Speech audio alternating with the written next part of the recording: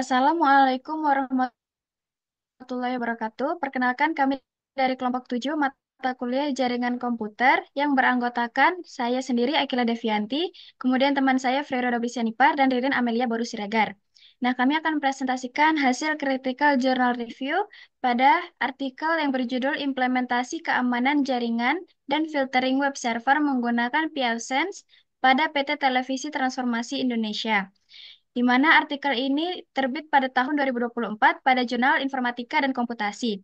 Nah, adapun latar belakang penelitian ini, di mana PT Televisi Transformasi Indonesia atau Trans TV memiliki jaringan yang masih rawan atau rentan, karena hanya menggunakan penyaringan dasar pada mikrotik, sehingga masih banyak karyawan Trans TV yang dapat mengakses konten negatif yang dapat meningkatkan resiko virus dan phishing.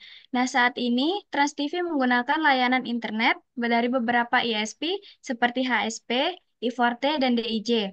Nah, maka untuk mengatasi permasalahan tersebut, penelitian ini dilakukan untuk merancang sistem keamanan jaringan menggunakan pfSense dengan struktur pengawasan ISP, pemanfaatan DNSBL untuk memfilter atau menyaring akses jaringan ke situs berbahaya dan membatasi koneksi keluar dan masuk jaringan. Untuk metode penelitian akan dibahas oleh teman saya Ririn. Baik, selanjutnya untuk penelitian kalian menggunakan metode pengumpulan data melalui migrasi data yang sudah ada pada Mikrotik atau Winbox sebelumnya dan melakukan implementasi pada sistem pfSense.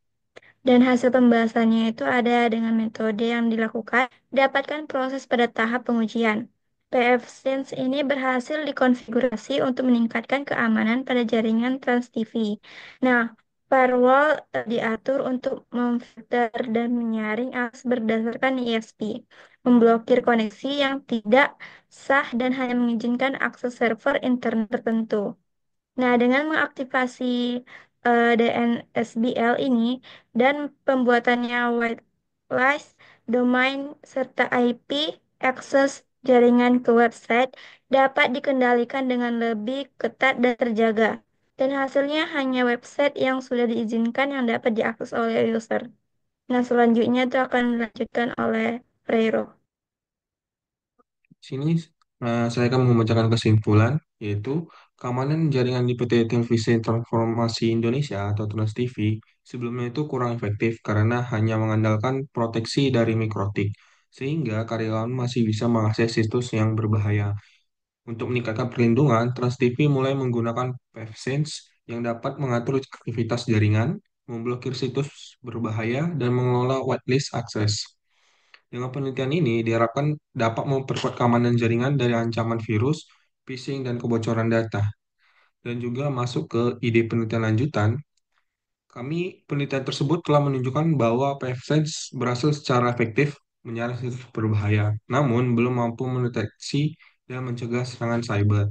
Maka dari itu, ide kami untuk pengembangan selanjutnya adalah dengan menambahkan sistem pendeteksi dan pencegahan serangan cyber yang disebut IDS atau Intrusion Detection System dan IPS atau bisa disebut dengan Intrusion Prevention System seperti SNOT atau Suricata pada pfSense agar serangan seperti brute force dan akses ilegal dapat dideteksi dan diblokir otomatis sehingga keamanan jaringan itu bisa lebih aktif dan responsif.